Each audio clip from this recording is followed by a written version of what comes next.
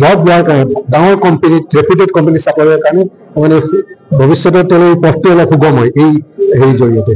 মানে অভাৰঅল এইটো এটা promotional activity to bring out the inner talent, মানে ছাত্ৰ ছাত্ৰী মানে ভিতৰত লুকাই থকা প্ৰতিভা, সৃজনশীল প্ৰতিভাবিলাক আগবঢ়াই অনাৰ এটা প্ৰচেষ্টা আমাৰ আমি কৰি আছো। আমাৰ যেনে হেকাথন, ৰবটিক্স, ফটোগ্ৰাফিটো আচলতে কি হয়, ফটোগ্ৰাফিটো আচলতে it's a big skill. Photography itself is a photograph can speak. Many one particular scenery taken by 10 different persons can speak different things. And with the advent of computer technology, artificial intelligence, you can manipulate things to display the best view of a particular thing. So these were about 15 events for the students from our university, আমাৰ বিশ্ববিদ্যালয়ৰ ছাত্ৰ আৰু বাহিৰৰ পৰা অহা ছাত্ৰ ছাত্ৰীসকলে technical college বা ইউনিভাৰ্চিটিত অংশগ্ৰহণ কৰিছে।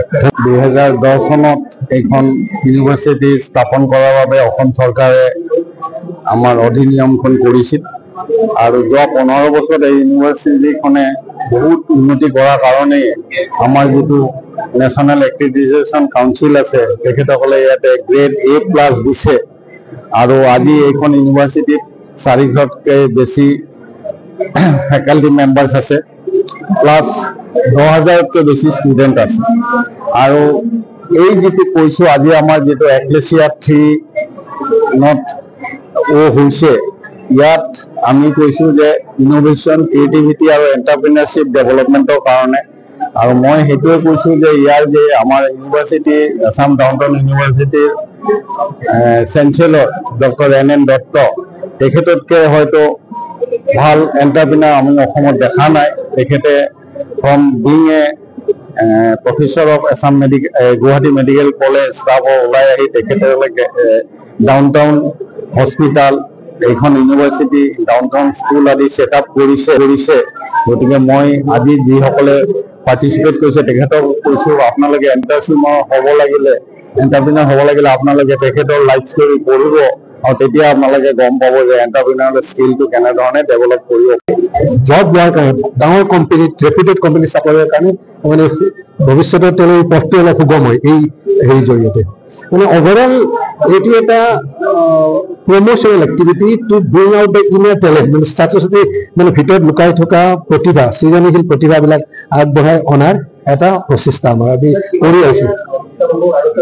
আমাৰ যেনে হেকাথন, ৰবটিক্স, ফটোগ্ৰাফিটো আচলতে কি হয়, ফটোগ্ৰাফিটো আচলতে it's a big skill. Photography itself is a photograph can speak. Many one particular scenery taken by 10 different persons can speak different things.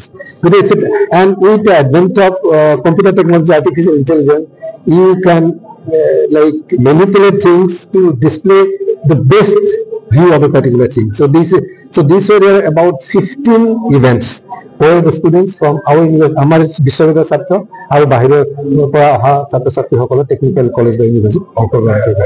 2010 চনত এইখন ইউনিভাৰ্চিটি স্থাপন কৰাৰ বাবে অসম চৰকাৰে আমাৰ অধিনিয়মখন কৰিছিল আৰু যোৱা 15 বছৰত এই ইউনিভাৰ্চিটিখনে বহুত উন্নতি কৰাৰ কাৰণে আমাৰ যিটো নেশ্যনেল এক্ৰেডিটেশ্যন কাউন্সিল আছে তেখেতসকলে ইয়াতে গ্ৰেড A+ দিছে আৰু আজি এইখন ইউনিভাৰ্চিটিত 400তকৈ বেছি ফেকাল্টি মেম্বাৰ্ছ আছে, প্লাছ 10,000তকৈ বেছি ষ্টুডেণ্ট আছে। আৰু এই যিটো কৈছোঁ আজি আমাৰ যিটো এক্লেছিয়া 3 হৈছে, ইয়াত আমি কৈছোঁ যে ইনোভেশ্যন, ক্ৰিয়েটিভিটি আৰু এণ্টাৰপ্ৰিনাৰশ্বিপ ডেভেলপমেণ্টৰ কাৰণে।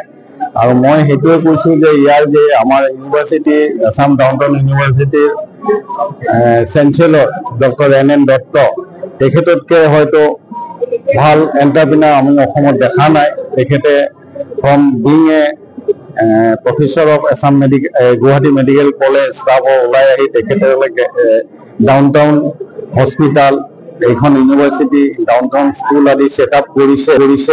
গতিকে মই আজি যিসকলে পাৰ্টিচিপেট কৰিছে তেখেতক কৈছোঁ, আপোনালোকে এণ্টাৰপ্ৰিনাৰ হ'ব লাগিলে আপোনালোকে তেখেতৰ লাইফ ষ্টৰী পঢ়িব আৰু তেতিয়া আপোনালোকে গম পাব যে এণ্টাৰপ্ৰিনাৰ স্কিলটো কেনেধৰণে ডেভেলপ কৰিব।